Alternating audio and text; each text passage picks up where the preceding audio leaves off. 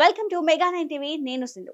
పేరుకే పెద్ద ఆసుపత్రులు, అందులో పరీక్షలు ఉండవు, మందులు ఉండవు, ఏ పరికరము సరిగ్గా పనిచేయరు, సరిపడా వైద్యులు కూడా ఉండరు, ఉన్నవారు ఎప్పుడు వస్తారో కూడా తెలియదు, సదుపాయాలు అంతంత మాత్రమే. దీంతో పేదలకు వైద్యం అందని ద్రాక్షగానే మిగులుతోంది. అభివృద్ధి పేరిట ప్రభుత్వం ఏటా కోట్ల రూపాయలు వెచ్చిస్తున్నా అవి ఏమవుతున్నాయో, ఎటు వెళ్తున్నాయో కూడా తెలియదు. ఇంతకీ సర్వజన ఆసుపత్రి ఎందుకు ఆ పరిస్థితి ఏర్పడింది? ఎక్కడ లోపాలు జరుగుతున్నాయి? ఎవరు దీనికి బాధ్యులు?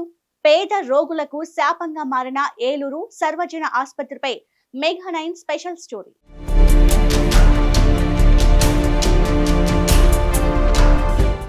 సర్వజన ఆసుపత్రి ఒకప్పుడు ఉభయ గోదావరి జిల్లాలో ఎంతో పేరొందింది. ప్రస్తుతం ఈ ఆసుపత్రిలో వైద్యం అందడం లేదని ఆరోపణలు వెల్లువెత్తుతున్నాయి. కార్పొరేట్ ఆసుపత్రుల్లో వేలకు వేలు చెల్లించలేని ఇక్కడ ప్రజలు ప్రభుత్వ సర్వజన ఆసుపత్రిపైనే ఆధారపడి ఉన్నారు. ఇక ఇప్పుడు వైద్యం అందక రోగులు తీవ్ర ఇబ్బందులు ఎదుర్కొంటున్నారు.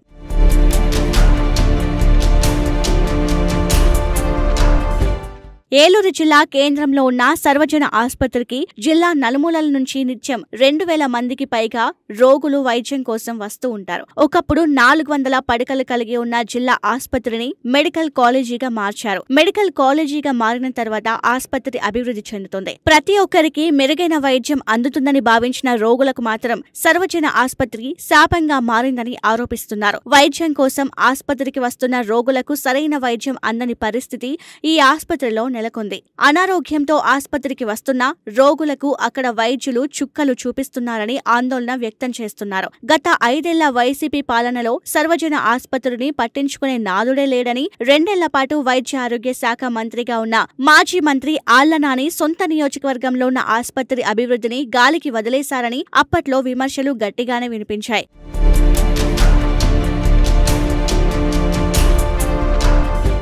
కూటమి ప్రభుత్వం అధికారంలోకి వచ్చింది. ఇక ఆసుపత్రి అభివృద్ధి చెందుతుందని భావించినప్పటికీ ఏలూరు సర్వజన ఆసుపత్రిలో నెలకొన్న సమస్యలపై ఇంకా ప్రభుత్వం దృష్టి సారించలేదు.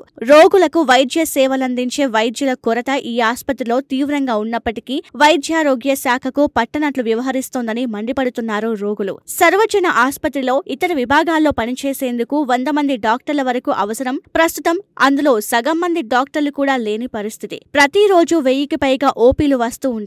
ఓపీ రాయించుకుని వైద్యం చేయించుకునేందుకు వస్తున్న రోగులకు తమ రోగాన్ని నయం చేసే వైద్యుడు లేక ఉన్న వైద్యులతో గంటల తరబడి లైన్లో నిలబడి వైద్యం చేయించుకుని తమకు వచ్చిన రోగం నయం అవుతుందో లేదో తెలియక వెనుతిరిగి వెళ్లిపోతున్నారు. జిల్లా సర్వజన ఆసుపత్రిలో ముఖ్యమైన గుండె, కిడ్నీ వంటి వ్యాధులను చూసే వైద్యులు ఒక్కరు కూడా లేకపోవడం గమనార్హం. ఇదిలా ఉండగా యాక్సిడెంట్, ఎమర్జెన్సీ కేసులు గాని ఏ చిన్న సమస్యతో ఆసుపత్రికి వస్తే అక్కడి వైద్యులు కనీసం రోగి పరిస్థితిని కూడా చూడకుండా విజయవాడ, గుంటూరు ప్రభుత్వ ఆసుపత్రులకు రిఫర్ చేస్తున్నారు. బ్రెయిన్ స్ట్రోక్, కార్డియాటిక్ అత్యవసర కేసులను రిఫర్ చేయడం వల్ల మార్గం మధ్యలోనే చాలా మరణాలు సంభవిస్తున్నాయి. జిల్లాలోని పలువురు ఎమ్మెల్యేలు సైతం జిల్లా ఆసుపత్రిలో రోగులకు సరైన వైద్యం అందడం లేదని, వైద్యం చేసేందుకు డాక్టర్లు కూడా అందుబాటులో లేరని ఆసుపత్రి చైర్మన్ గా ఉన్న కలెక్టర్కు ఫిర్యాదు కూడా చేశారు.